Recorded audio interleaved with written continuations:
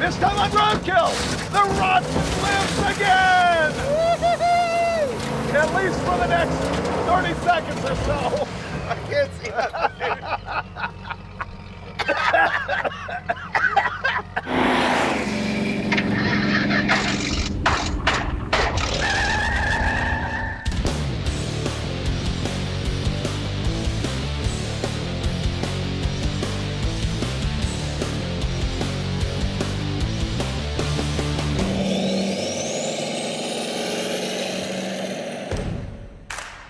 Ah, the Rotsun. This is our 1971 Datsun 240Z that is Roadkill's favorite turbocharged rust bucket. For the past 5 years or so, we've had a love-hate relationship with the car. Finnegan loves it, and I hate it. I mean, don't get me wrong, it's awesome and everything, but it is also so hacked and so rusty. But my biggest gripe is that it never fails to fail us. Every time I get excited about it, it breaks my heart. The first time was in episode 25 when the V6 Chevy-powered 240Z was our pick to win our shootout, but it broke on us. And then we added a junkyard turbo and got kicked off an autocross due to an excessive amount of smoke because of an oiling problem with the turbocharger. And then we thrashed it against a brand new Subaru in a shootout until it overheated on the way to the final event. But then we rescued it, and it let us down again at Willow Springs International Raceway, where we were going to race it against the Jaguar with Randy Topes. Oh, that's bad. But instead of giving up on her, we decided to fix the engine, add a cage, and race it at the 24 Hours of Lemons. Everything was going great, except for a whole slew of problems like the wastegates falling off, electrical issues, the transmission breaking, and eventually the engine completely seizing up. So finally, we retired that Chevy V6 and replaced it with a Ford 5.0 V8 from a Fox Body Mustang.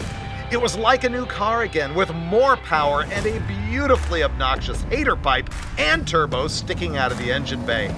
And all was great until we tried to drag race it against the Crusher Impala, and the rear end thought all of our new power was pure evil and spit the axle shafts into oblivion. Now, after years of letting us down and years of neglect, we're giving the Rotsun yet another chance to crush our dreams and break our bankroll.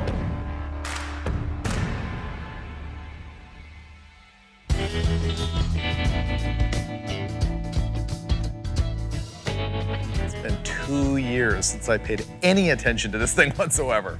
I'm so excited to be here. This thing's a legend. Look at it. It sucks so bad. It makes me so happy. Forgotten how great this part of it is, though. Yeah, oh, this is magic. But none of it looks like this part. Yeah, none of it looks like it functions. Like I see a wire harness, a differential, half a transmission, and nothing's plumbed anymore. Yeah. This was a running, driving car when I broke something in the back end of it at the drag strip 2 years ago. And after that, like, Lucky took it apart for us, and I thought the transmission was broken, but it wasn't, and it was the rear end, and it hasn't. Oh, after that, it went to the SEMA show. That's right. People stored their backpacks inside of it. Right. I genuinely don't know where to start because we're about to work with all new parts that we've never installed. Like, we're going to take out the T5 and put a 6-speed. We've got some eBay parts for a rear differential that we've never installed, and I don't know if it even runs. We just start here and work our way backwards with getting a trans in it and then getting a diff. And Okay, so trans swap first thing. Sure. Okay, let's put it in the air. There's no good place to go except the floor, which is rusty, and I think this is the part where we lift the car up and cave the floor in.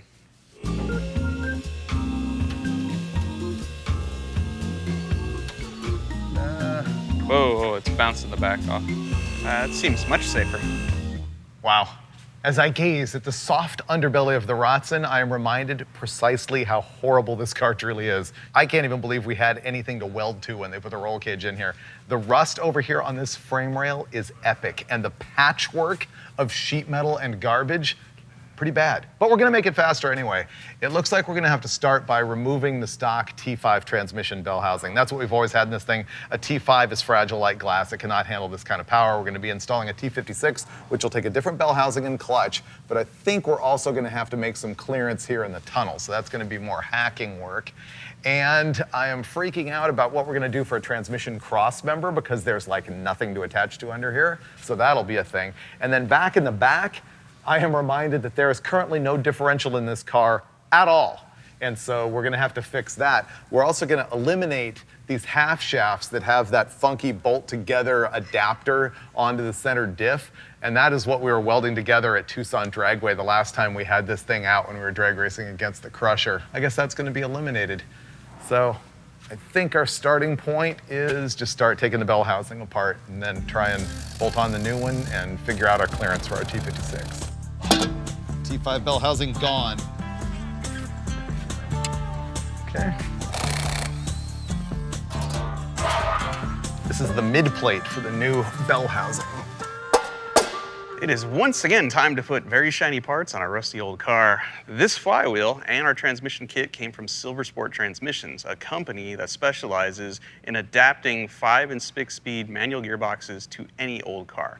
Now, they don't have a kit specifically for our rusty old Datsun 240Z, but they have enough universal parts that we're gonna be able to take our old T5 manual gearbox out and put a Tremec Magnum T56 6-speed in there. It's gonna be awesome. Then, that doesn't feel great. I don't know. There we go, that feels great. Ooh, that feels awesome. Oh, it's really good. Do you need a moment alone with the billet flywheel? I'm gonna go call my wife now. So this is a Tremec T56 Magnum 6-speed gearbox. Awesome trans, you'll find it in a lot of late model cars. You'll also find it retrofitted in a whole bunch of older muscle cars by companies just like Silver Sport Transmissions. They're modular, you're gonna have 6 speeds. 4th is 1-to-1, 5th is overdrive, which in this trans is 0.80 to 1, and 6th is double overdrive, which is 0.63 to 1. This trans will give us the ability to run tiny tires on an import car, all the gear we want, and still cruise down the highway comfortably. And more importantly, the shift mounting point is way back here. So our shifter is no longer gonna be under our dashboard like it was with that T5. That's probably my favorite part about this whole deal is no longer pushing up to go into first gear. We'll actually be able to push forward like a normal car. So the next thing we really should do is mock up the bell housing in the car and use a dial indicator to check the concentricity of the center line of the engine's crankshaft with the hole in the back of the bell housing so that the clutch and the transmission, everything's perfectly aligned with the engine. But guess what's not gonna happen? That. Because we don't have offset dowel pins in order to adjust it when it's bad anyway. So we're gonna roadkill it and just slam it together. It's the wrong thing to do. If it's not perfectly aligned, you can run into problems with being able to bang shift the thing. So we'll see what happens. But right now, we're just gonna slam it together with this clutch, which by the way, Silver Sport uses a flywheel with a Chevy pattern on it, just to simplify installation, so they only have to stock Chevy type clutches. So here I am installing the Chevy clutch on the small block Ford in the Datsun.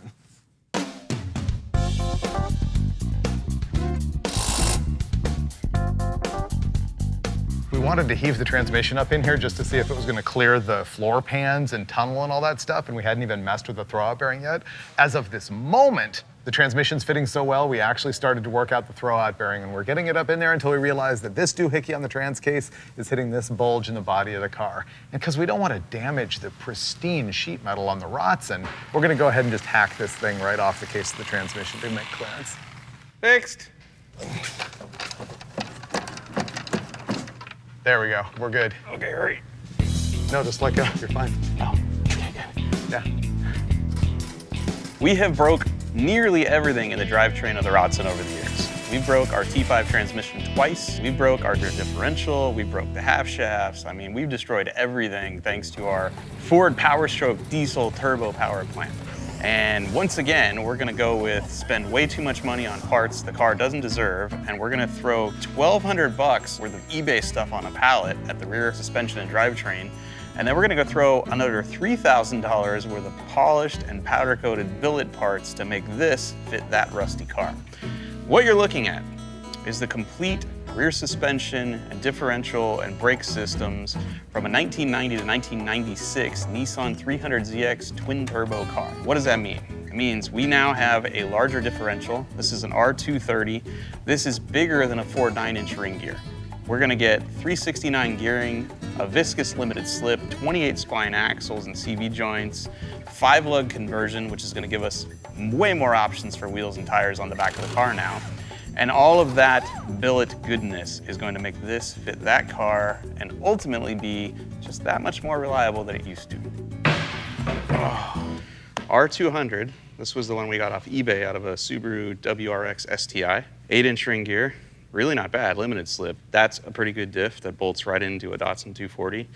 This is an R230, which has a 905 ring gear, bigger than a 9-inch out of a Ford. 28 spline axles, bigger diameter, and less likely to twist in half like that one did. If you look here, this side, look, it turns, it's great. This side, Not so much. yeah, not so much. So yeah, hopefully this doesn't happen with this.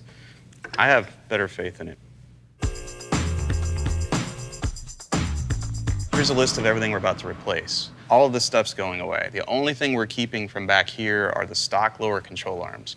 We're gonna get rid of our struts, our disc brakes, the half shaft, all that's coming out just as soon as I get this ridiculously long bolt out of the control arm. So what I'm gonna do is I'm gonna make an adapter to go from the slide hammer to this bolt, so then I can just sit here and tap it out.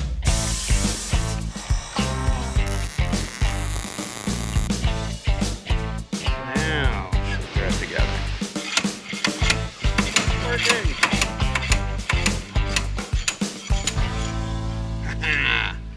I will not be beaten. Go. All right. There you go. Wow. Ta-da! It's become official now. We're about ready to have 300ZX parts in the Rotsun. We've got the aftermarket mustache bar attached to the diff, and now we're ready to load it all up into the vehicle. It's hitting something on the floor right there. Yeah, it's hitting the floor of the car. Yeah, it is. We're running into a bunch of problems making this thing fit. We're not sure why just yet, but it looks like the diff is hitting the floor of the car before the bracket's going all the way up, and then there's also these drop-down brackets that need to fit on either side of the diff and mount to the control arms, and it's not fitting in between those, so we're in the fiddling stage right now. Oh, I just cut a brake line. Yep. Oh, what a pain. It's gonna leak forever. Nothing like adding work time. All right, I'm gonna go ahead and cut the notch in this cross member right here, taking about half of it out, both fore and aft and up and down, to try and make room for this differential.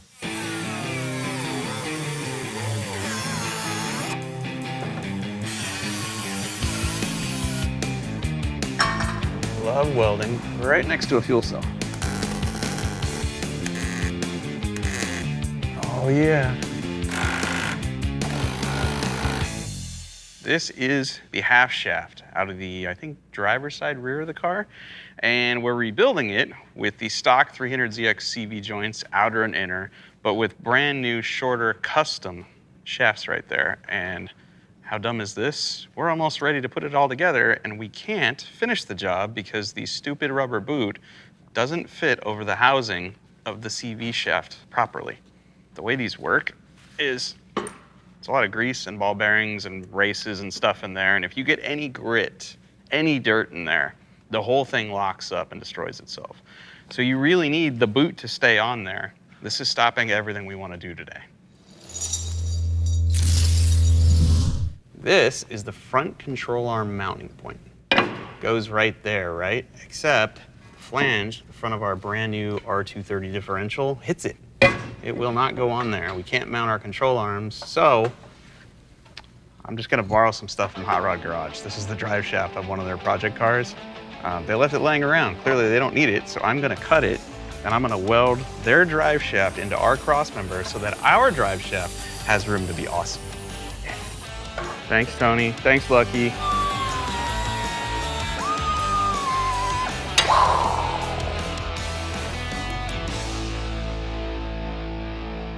And that is how you use Hot Rod Garage parts to fix a Roadkill project car.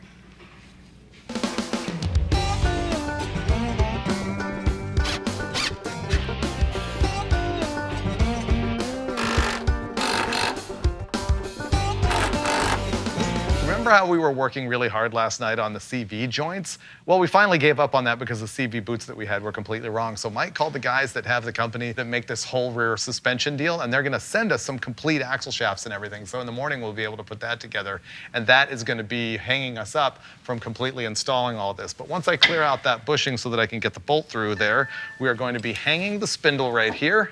And then those 300ZX brakes are supposed to go on this. And then, of course, the new coilovers. And then the rear suspension is done. But we also figured out that the entire back half of the car needs to be replumbed for brakes because the calipers aren't going to work with the hoses that we've got or the hard lines that we got. So just keeps adding up, more and more stuff. Okay, there you go. Like everything on this car, the differential is halfway mounted, the transmission's halfway mounted. They kind of need to be all the way mounted by tomorrow when our drive shaft shows up. And right now, I'm gonna have to fabricate a transmission cross member because obviously there's no kit to put a Ford 5-liter Tremec T56 into a rusty car. So probably bolting this straight to rust.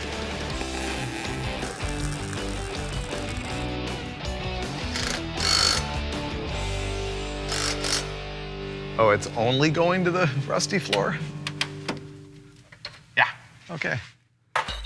I'm giving you not one fender washer, but another fender washer To put on the top. to sandwich the rusty sheet metal. That's pretty good. Yeah.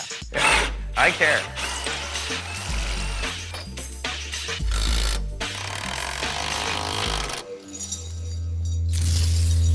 Today's the day it all comes together? Yeah, this is our last day. We're out of time. Oh, so it has to. It has to. So let's recap here. All of the stuff we're doing is to make the car more reliable. It's currently broken, right?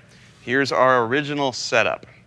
Now, mind you, this is an upgrade from stock 240Z stuff. I don't remember when we did this, but we converted our stock 240 stuff to aftermarket half shafts here. Now, these are 25 millimeters, which is hard for me to say because I don't speak Euro, which is weird.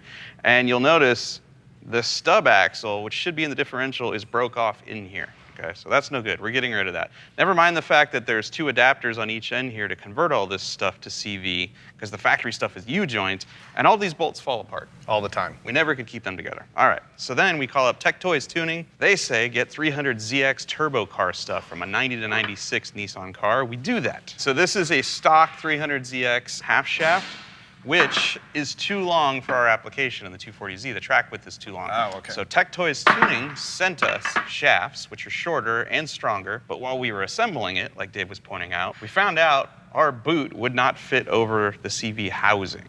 And yeah, it's just a boot. We could probably hose clamp it on there, but if it comes loose and dirt gets in the balls, it will legit lock up the back end of the car. Dirt in the balls, bad. Yeah. He spent like an hour on the phone yesterday trying to find the right boot. Yeah, 30-year-old import car, nobody has the boots near us, not within 350 miles. So the dudes at Tech Toys overnighted us complete 300ZX aftermarket shortened shafts with the boots already installed, ready to go in the car. And we also got our new drive shaft this morning. Yep. So we're ready to reassemble the back end of the car and find out, does the motor run? It's all gonna come together now in minutes. Yeah. Ready? I hope I said all that right. I think I did. It sounded like you did.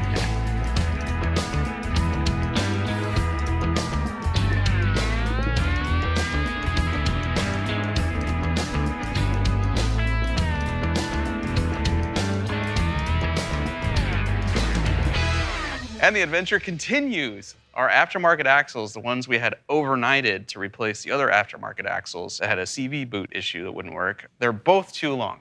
And although this looks like it's together, we can't actually put the hub on and the brake on because the CV is sticking through the face of the spindle. So now, this all has to come back apart again, but at least we have a solution. The driver's side, which is the shorter side of this deal, that'll get swapped to the passenger side. The passenger side axle will come back out, I will disassemble it and use our original aftermarket axles, which are shorter, to rebuild it. And I'll put that in here, and then with any luck, maybe by the end of the day, we'll have brakes on this and maybe even back tires. I think we're supposed to be at a track tomorrow. That's probably not gonna happen. At this point, I'll just settle to do a burnout, even if it's right here on the lift. I don't care anymore. I just wanna hear the car run.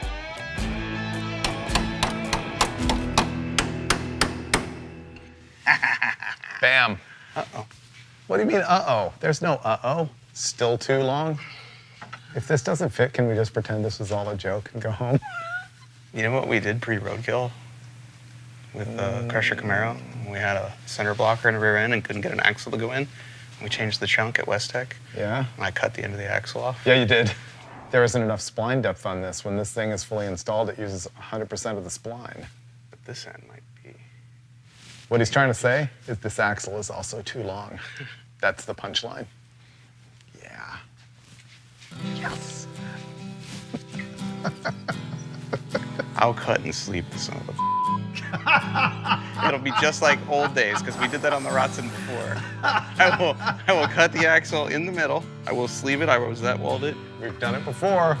I will say nice things about it as I'm doing it. Just want to drive out of the shop, man.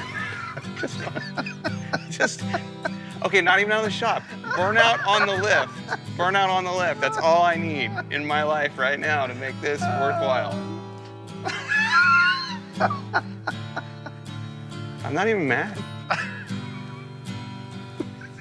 It's a good car. Just to be clear, we have 6 different axle shafts here, and they're all wrong.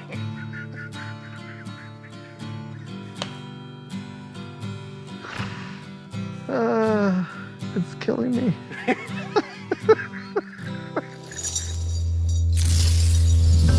We spent the night crying and laughing at this ridiculous problem with all of these axles we're trying to make fit. It is just a mess of custom and aftermarket parts. But we found a guy on social media who probably had a mix of stuff that was going to solve our problem. So we headed down south on a short road trip to check it out. Well, I brought everything I think we need to disassemble it.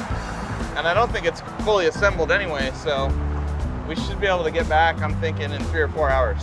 What exactly do we need?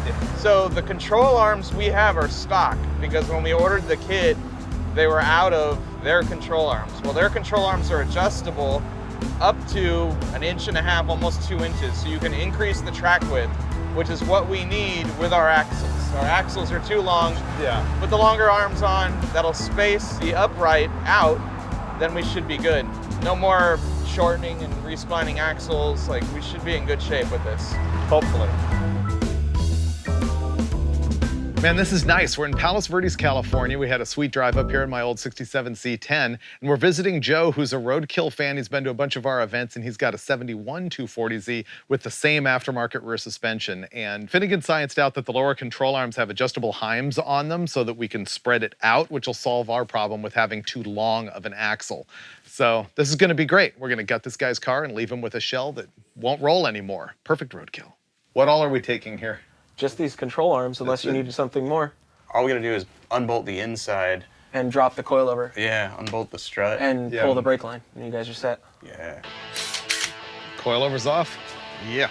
Plan here is to take out the coilover from the top, the control arm from the bottom, disconnect the brake line, and take the whole thing as a unit back to our shop so that we can use our cool slide hammer attachment to get the lower pivot out. Done. This feels good.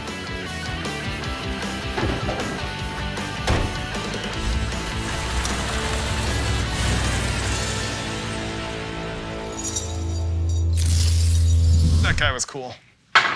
Can't believe you let us strip his car. What we're looking for is the aftermarket control arm being not shorter than the stock one. It needs to be longer. It's currently 1/8 shorter. So the heim joints have to be threaded Okay, wait a minute. a lot. Oh, dude. Okay. I can't even see the end of that heim. That's not going to work. I think you have a 1/4 inch of heims sticking in that bung, and unless there's some super extendo 3-inch long heims out there that I'm not aware of. The tubular control arm is shorter than the stock control arm, not longer, and there's not enough adjustment in these heim joints in order to make it the 2 inches longer that it needs to be. Dear Joe, thank you for being a Roadkill fan and allowing us to disassemble your car. We appreciate you, but it did no good. Let's just light everything on fire. Yeah, they're shorter. They're not longer. I'm shorter, dude.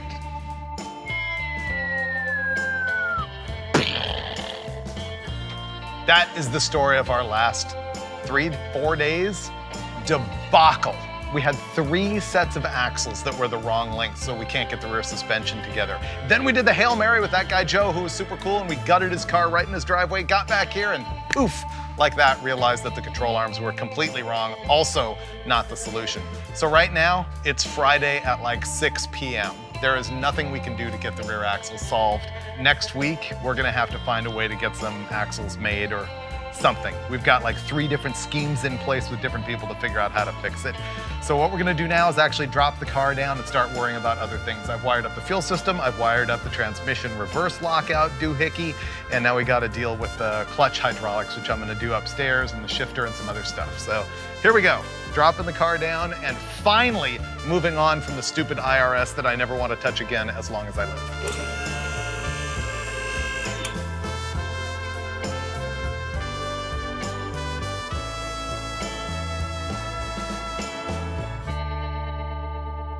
This will be a piece of sheet metal that covers the gaping hole that was in the transmission tunnel left over from, I don't know, the previous 2 transmissions that used to be there. I'm gonna cut a nifty little hole right there. Then I'm gonna cut it out of sheet metal here. Shifter will come through. I'll high-five Freiberger. He'll probably cry because something's actually getting done. Yeah! Happy days are here again.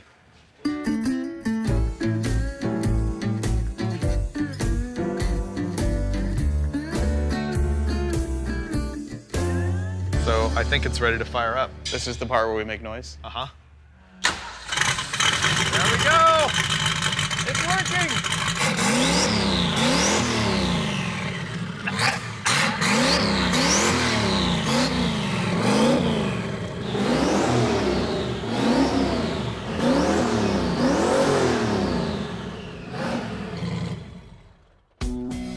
Okay, it works. It's just like I remembered it.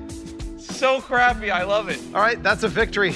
We've gone as far as we can go. So we now have to take a week off and go shoot other shows and things like that. And then we gotta come back and get this thing running in time to drive it to the SEMA show in Las Vegas. And we'll have axles by then. All that stuff. Correct ones. A bunch of them. Yeah. Yeah. What could possibly go wrong?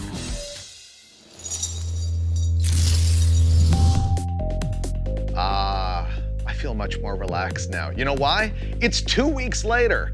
And in the interim 2 weeks, there's been all sorts of relaxing things going on. Like, we shot a whole episode of Roadkill Garage, a whole episode of Faster with Finnegan, a whole episode of Junkyard Gold, and 4 episodes of Engine Masters. And now we're back here with the Rotsun. You know how many axles we ended up going through in order to find the right ones for the independent rear suspension?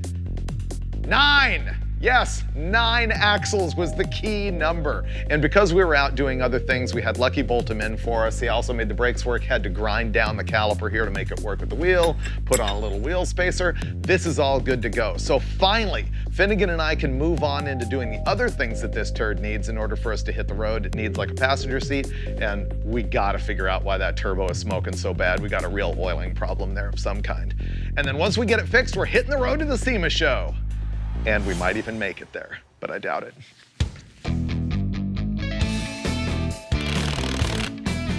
This thing is a turd.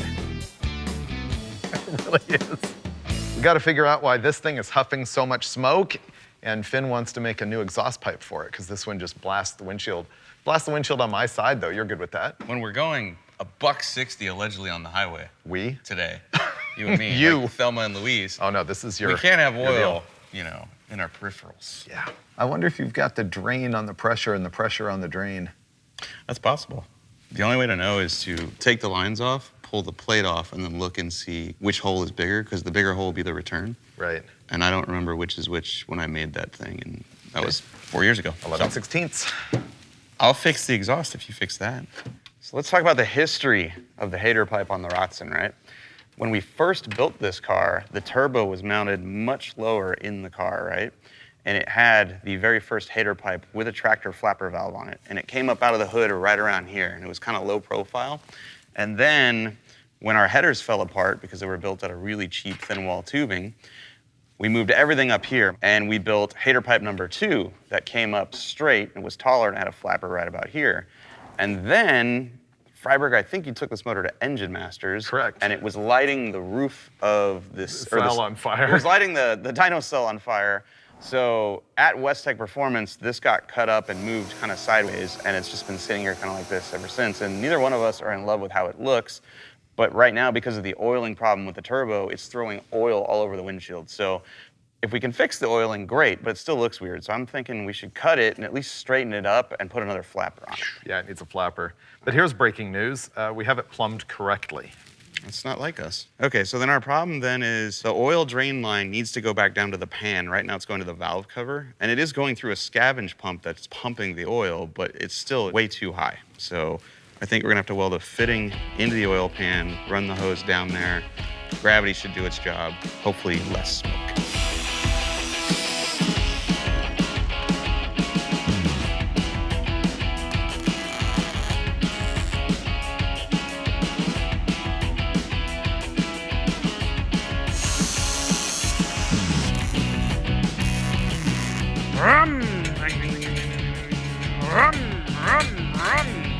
Hater Pipe 2019, done. I don't know why this makes me so happy. It's gonna obstruct my vision. It's gonna be loud. People are gonna stare. Oh yeah, that's why I like it. People are gonna stare.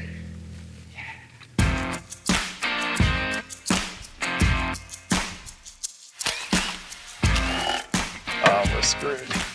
I can't move it back because of the bell housing. I can't move it down because of that. Oh no.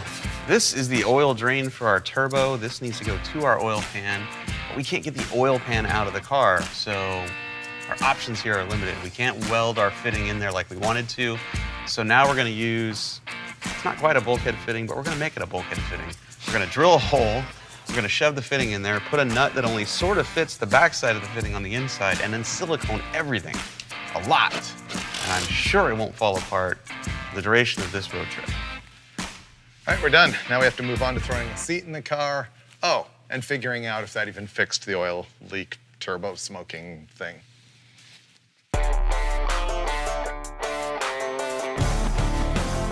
Ready?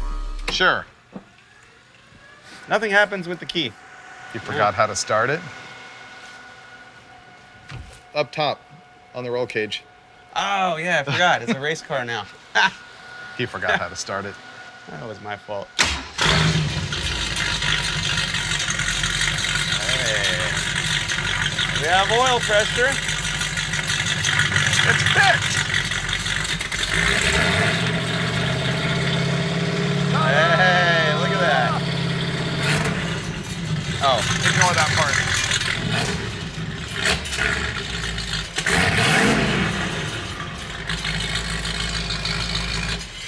I think it's good enough for who it's for. We're all good except for the actual wet oil coming up out of the pipe. I'm sure that's residual. Residual. And it'll be much higher than it was before. That'll land on the Prius behind us. I'm cool. I'm good. So Okay. I think all we have left to do is throw the passenger seat in this thing and, you know, give it a quick detail, you know, before the SEMA show. Then we're out of here. Let's see.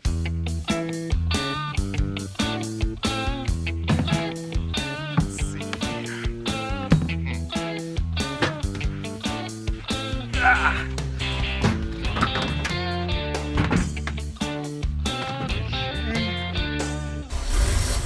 Ooh, headlights might work. I see something going on.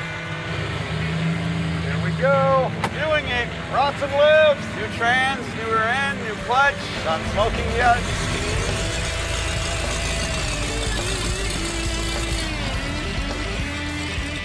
Man, this thing drives good. Drives good too. Too bad it's utter trash. I think we get there by midnight. We valet park this thing like G's. Roll in, bet it all on black.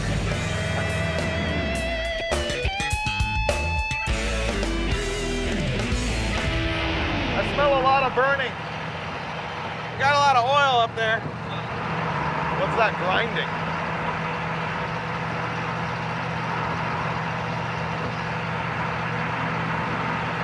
Now you got me worried about that rear wheel falling off. Who put it back on? I put the wheel back on, but remember the whole clip thing? What clip? Oh. Oh.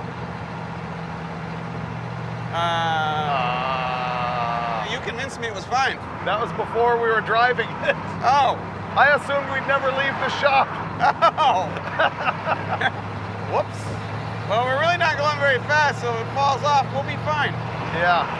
If it fails to fail, will it still be the Rotsun?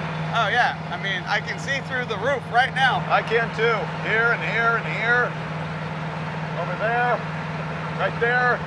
Yeah. This car is still totally offensive. I think that's what I love about it.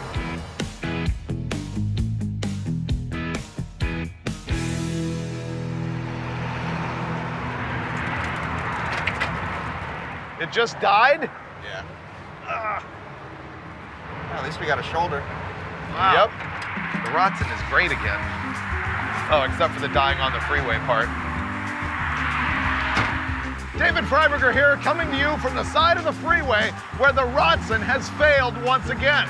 Mike Finnegan, what's going on in this situation? Well, I'm having the time of my life, David, because as you know, the shoulder of the highway is where I like to spend all of my time. So that's a wrap on the Rotsun once again, failing us in royal form. We gotta get a battery.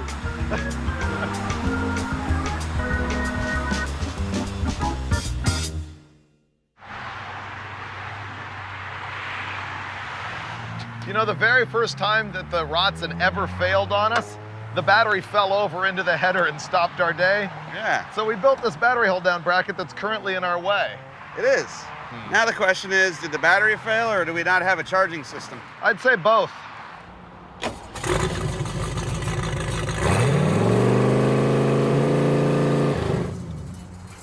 Yeah, we got no charging system. Okay. This will get us off the highway at least, though.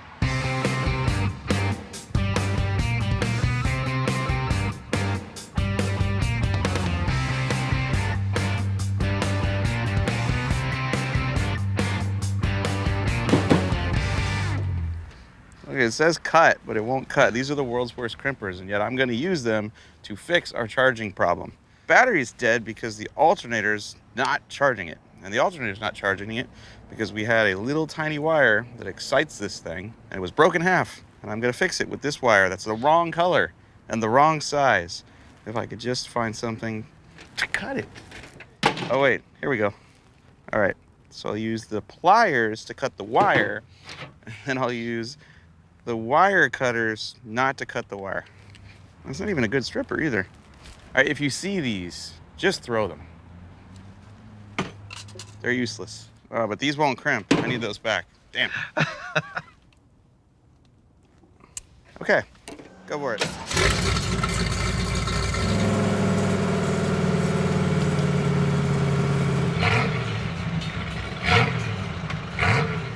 We might have another oiling problem. Well, stop. Keep doing it. You might not have the pump on. I wonder if that somehow powers the pump. That's my guess. The odd thing is that's not showing any voltage, but when I disconnect it, we get oil out of the exhaust, as if that's powering the scavenge pump or something somehow. That is weird. Yeah. The whole problem was the wire was not going to anything. So there was no voltage to excite the alternator. But I think if you start it up now, I think we're going to see 13 volts right here. Going up. Go ahead, rev it. All right. The battery is really dead. It needs to charge, but it was climbing as you revved it.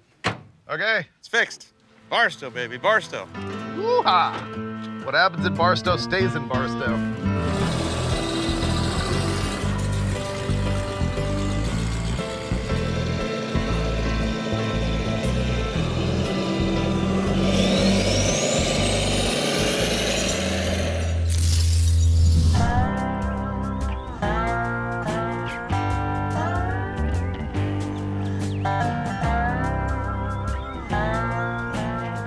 It's a beautiful morning in the glamorous garden spot of Barstow, California. And while the Rotsun hasn't exactly failed yet, we do have a turd in the punch bowl. So when you accelerate even a little bit, it makes a hideous noise. It feels like a drive shaft hitting the underside of the floorboards, but in a really horrible way. But the thing is, it's got that independent rear suspension where the drive shaft and the pinion shouldn't move. But is it? We're about to find out. I'm not entirely sure what all the noise is, but it definitely sounds rotational. And it sounds like every time we accelerate and the car squats, something's hitting the drive shaft. And it might be this bracket that's swinging above it. I don't see a lot of witness marks, but I'm gonna take it out anyway. Nothing else, it's extra weight and we don't need it. Right there. I think that was the noise. See the shiny part? I think that little part was what was hitting.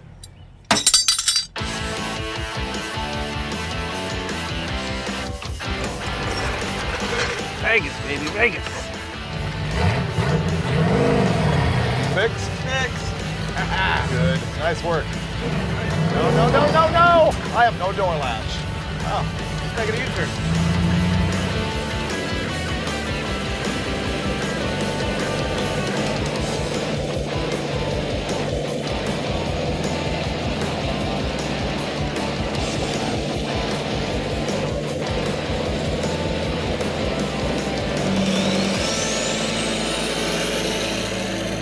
You may find this hard to believe, but we just randomly turned off into the desert, and this is Las Vegas Boulevard.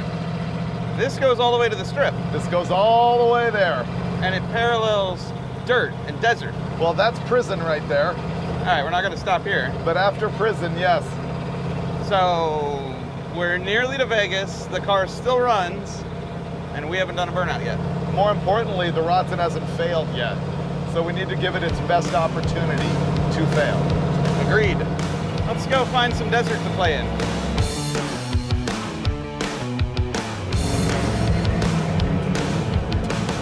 Ooh, our natural habitat. Yeah. Oh, that might be bottoming out. Yeah, just a little bit.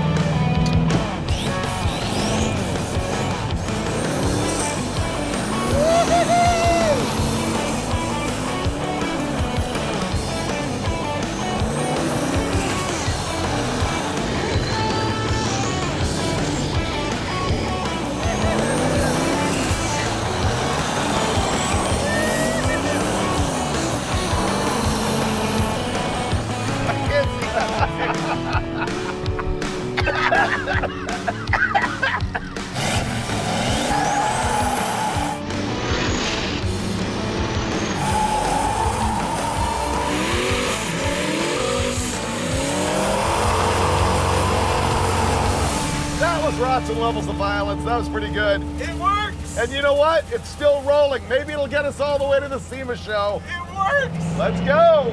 Vegas! Vegas, baby. You're so money, you don't even know your money. Oh, dude, you're like this big bear with these claws. You got these claws. You don't know what to do with them.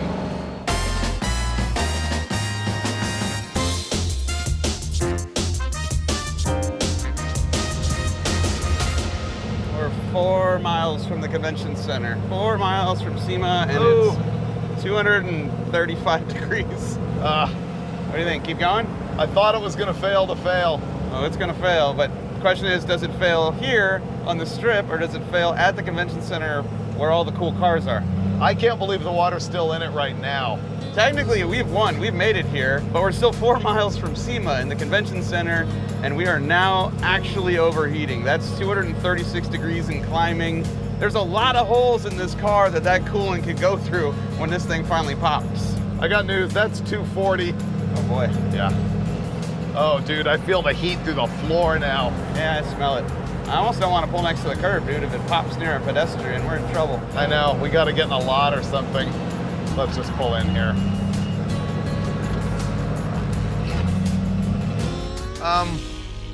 The Rotsun failed. And technically, we made it. We did make it. I can smell the corn dogs at that convention center from here. Oh yeah, it's literally right there. We're in Vegas. There's a Ferris wheel. We got Vegas, we got the strip, we got the whole thing. We did not make it to the SEMA show. What happened is we were doing burnouts, as you know, and it got hot, and we got on the freeway, and it didn't get better, and we got in traffic.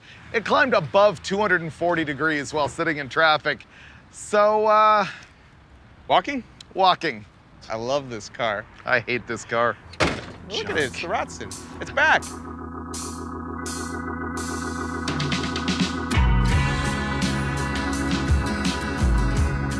The Rotsun rules. It goes, it stops, it turns, it drifts, it does donuts. The one thing it doesn't do is stay cool in traffic, and I don't care. I'm not sure Freiberger understands what true love really is. I don't care how much this car hurts me. every now and again, it shows me just a little bit of performance, gets me all excited, and then it leaves me stranded. And I'm okay with that. Finnegan loves this car. But the thing is, every time I start to develop just a little bit of affection, maybe even some puppy love, it goes right off the cliff for me. And right now, I would say I absolutely love the transmission that we swapped in the thing. The rear end is great because it didn't break, but it is clunking and making some noise, like maybe it has a bad bearing. And worst of all, it finally failed on us. And the problem is, cooling system. Now the upside is there's nothing here that we can't more easily fix, and hopefully it doesn't sit for another 2 years. I take that back. Let's let it sit for like another 5 years. You know what?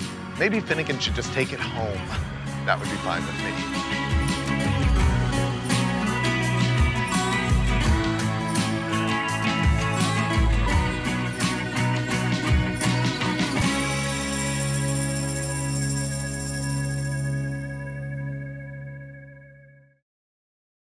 I hope they changed the theme music for the end of this episode. I feel like it deserves something better than we normally have. Like the Rocky music or something? Definitely. Eye of the Tiger.